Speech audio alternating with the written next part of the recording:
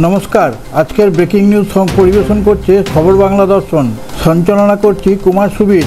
এর গতি প্রকৃতি এবং আধুনিকতা পৃথিবীর যে কোনো ফাইটার জেটের থেকে বেশি। 40 টন ওজনের বোম ক্যারি করতে পারে এবং 12,000 কিলোমিটার দূরত্ব একই গতিতে যেতে পারে।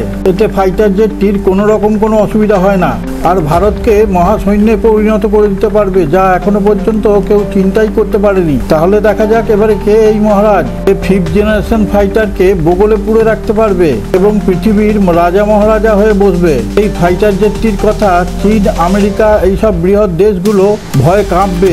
এই সাদা বকের মতো যখন আকাশে তার ডানা মেলে ওড়ে, তখন রূপকথার গল্প মনে হয়। আর এটাই পাকিস্তান এবং চীনের কাছে ভয়ানক দুঃসংবাদের কথা। এটা রাশিয়া তার আস্তিনে লুকিয়ে রেখেছিল। তাহলে এবার আসল কথায় আসি, এর নামটা কি? TU-160 black jack supersonic bomber. Rafale, Sukhoi, M30 প্রায় এক ধরনের ফাইটার জেট, কিন্তু TU-160 black jack supersonic 40 ton bomb carry করে শত্রু দেশে গিয়ে ছিন্ন ভিন্ন করে দিতে পারে। পরমাণু এবং প্রচলিত বোমের বৃষ্টি ঝরাতে পারে। এদিকে আবার আমাদের নিজস্ব ফর্মুলা MK2 তৈরি হচ্ছে। আপনারা অনেকেই ভাবতে পারেন যে আমাদের এত ফাইটার জেট রয়েছে, TU-160 ব্ল্যাক জ্যাকের আবার কি দরকার আছে? দরকার আছে। আমাদের দূরপাল্লার কোনো ফাইটার জেট ছিল না। ভারতীয় সেনার ডেপুটি চিফ বলেছে আমাদের ভারী মাত্রার বোম্বারদের অভাব ছিল। আমাদের পাশাপাশি দেশের সঙ্গে যুদ্ধ করার বিমান অনেক আছে, কিন্তু দূরপাল্লার বিমান একটাও ছিল না। তাই দূরপাল্লার বিমান খুব দরকার ছিল।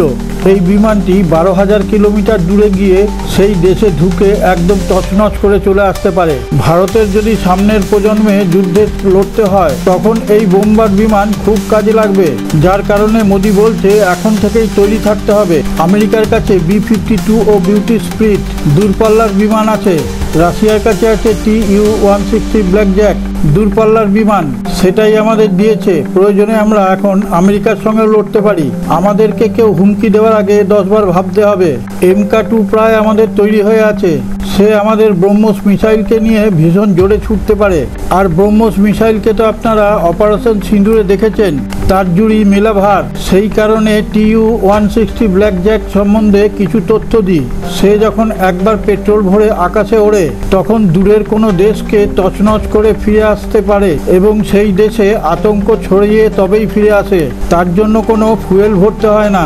আমাদের যে স্বল্প রেঞ্জের বিমানগুলো রয়েছে, রাফেল, সুখোই ও MK2, সেই বিমানগুলো চীন, পাকিস্তান, তুরস্ক পাশাপাশি দেশগুলোকে তছনছ করে দিয়ে আসতে পারে। কিন্তু দূরপাল্লার এই বিমানটি আমাদের কাছে ছিল না। সেই কারণের জন্য ভারত পূর্ণতা পায়নি। আমাদের কাছে যে ধরনের এয়ার র্যাডার আছে কিংবা ড্রোন, শত্রুপক্ষের কোনো ড্রোন, মিসাইল, ফাইটার জেট ভারতে ঢোকার আগে আকাশেই শেষ করে দেবে। আজকের সম্পূর্ণ সংবাদে যাওয়ার আগে আপনার কাছে একটি বিশেষ অনুরোধ। আপনি যদি আমাদের খবর বাংলা দর্শন চ্যানেলটিকে সাবস্ক্রাইব করে না থাকেন, সাবস্ক্রাইব করে পাশে থাকা নোটিফিকেশন বেলটি ছুঁয়ে একটা লাইক দিয়ে শেয়ার করে দিন। তাহলে আমরা বিশ্বের বিভিন্ন প্রান্ত থেকে খবর সংগ্রহ করে আপনাদের সামনে তুলে ধরার অনুপ্রেরণা পাব। আর আমাদের খবর বাংলা দর্শন চ্যানেলের কমেন্টে গিয়ে আপনার সুচিন্তিত মতামত ব্যক্ত করলে আমরা উদ্বুদ্ধ হব। আমাদের নিজেদের অত্যাধুনিক ফাইটার জেট রাফেলের ওজন 10 টন, আর আমেরিকার অত্যাধুনিক ফাইটার জেট F-35 এর ওজন 13 ton. TU-160 black jack bomber 40 ton bomb missile নিয়ে আকাশে উঠতে পারে।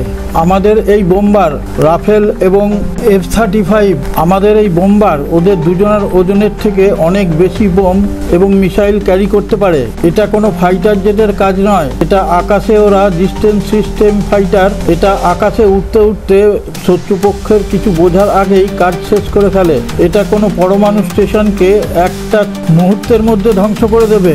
আমাদের সামরিক শক্তিকে বিশাল উচ্চতায় নিয়ে পৌঁছে দেবে। এর আগে পর্যন্ত আমাদের পারম্পরিক ফাইটার জেটের উপরেই নির্ভরশীল ছিল। এখন TU-160 ব্ল্যাক জ্যাক এসে যাওয়ায় TU-160 ব্ল্যাক জ্যাক পারমাণবিক বোমা ও পারম্পরিক বোমা একসঙ্গে নিয়ে যেতে সক্ষম। এটা জল, স্থল এবং আকাশ 3 ক্ষেত্রেই শত্রুকে শেষ করতে পারে। আমাদের এই প্রক্রিয়া শত্রু দেশ দেখে ভয়ে কাঁচুমাচু হয়ে গেছে। চীন পাকিস্তান তো হয়েইছে, তুর্কিও ভয়ে কাঁপছে। এটা সব কিছু করতে পারে, সুপারসনিক স্পিড আছে এটার মধ্যে। একে যখন কোনো রেডার দেখতে পায় তারপর অ্যাটাক করার চেষ্টা করে, কিন্তু তার মধ্যে এ নিজের কাজ করে সেখান থেকে বেরিয়ে চলে আসতে পারে। একে ছোবার ক্ষমতাও হয় না তাদের। এ দুনিয়ার সব থেকে ভারী এবং বোমবার বিমান। শত্রুপক্ষের ফাইটার বিমান যখন ভাবে যে একে অ্যাটাক করবে তার আগে তার সীমার বাইরে বেরিয়ে যায়। আপনি যদি ভেবে থাকেন যে এর ক্ষমতা এখানেই সীমাবদ্ধ তাহলে ভুল করবেন। এর এই ভয়াবহতা কল্পনায় চিন্তা করুন। রাশিয়ার এই বিমানকে কিনে ফেললেও একে জীবনদান করে ভারতই, যা অন্য কেউ ভাবতেই পারবে না। এ আকাশে ব্রহ্মসকে নিয়ে উড়ে যেতে পারে, আর ব্রহ্মস মিসাইলের স্পিড পৃথিবীর সমস্ত মিসাইলের থেকে বেশি। TU-160 ব্ল্যাকজ্যাক যেমন 12,000 কিলোমিটার পর্যন্ত যেতে পারে, কিন্তু আবার ওই দেশকে ব্রহ্মস মিসাইল দিয়ে লণ্ডভণ্ড করে দিতে পারে। আর ব্রহ্মসকে ছোঁয়ার মতন পৃথিবীতে এমন কোনো র্যাডার আসেনি, আর TU-160কে ছোঁয়ার মতন তা পৃথিবীর কোনো র্যাডারের হয়নি। এটা 12,000 কিলোমিটার যেতে যেতেই আকাশেই ব্রহ্মসকে ছেড়ে দিতে পারে, আর ব্রহ্মস তার স্পিডকে কাজে লাগিয়ে সেখানে ধ্বংস করে। এটা নিজের লক্ষ্যে খুব দ্রুত এগিয়ে যেতে পারে। এর আর একটা বিশেষত্ব হলো পাইলট এবং ফাইটার জেটকে সুরক্ষিত রাখে, তাদের কিছুই হতে দেয় না। তাই আমেরিকাও এখন ভারতকে ভয় পেতে শুরু করেছে। তার কারণ এই রকম ফাইটার জেট আমেরিকার কাছেও নেই। TU-160 ব্ল্যাকজ্যাক শুধু একটি ফাইটার জেটই না, নিউক্লিয়ার বোম নিয়ে শত্রুপক্ষকে আঘাত করতে পারে। এই ফাইটার জেটটি উড়ে যাওয়ার সময় কোনো স্কাই র্যাডার একে ধরতেই পারে না। এ ঠিক সময় ঠিক কাজটা করে বেরিয়ে যায়। কিভাবে পাশ কাটিয়ে যেতে হবে সেই সিদ্ধান্ত নিজেই ঠিক করে নেয়। DRDO ডিফেন্স R&D অর্গানাইজেশন ভারতের রক্ষা কবচ। AI সিস্টেমের মাধ্যমে ভারতের ডিফেন্সের ভীষণ রক্ষাকর্তা। বিভিন্ন ফাইটার জেটে এখন DRDO AI সিস্টেমের আওতার মধ্যে নিয়ে আসছে এবং মিসাইলেও AI সিস্টেম ব্যবহার করছে। এই নতুন ভারত মোদির মাধ্যমে যে জায়গায় চলে আসছে তা অনেকের ধারণাতেই নাই। এরপর ফাইটার জেটে আর কোনো পাইলটই লাগবে না, তাই মৃত্যুর আশঙ্কাও থাকবে না। আর্টিফিশিয়াল ইন্টেলিজেন্সের দ্বারা পরিচালিত হবে। এবার কিন্তু একটা সাবস্ক্রাইব, লাইক আর শেয়ার কিন্তু দাবি করব। আপনাদের প্রাপ্য বুঝিয়ে দিচ্ছি, আপনিও আমাদের প্রাপ্য বুঝিয়ে দিন।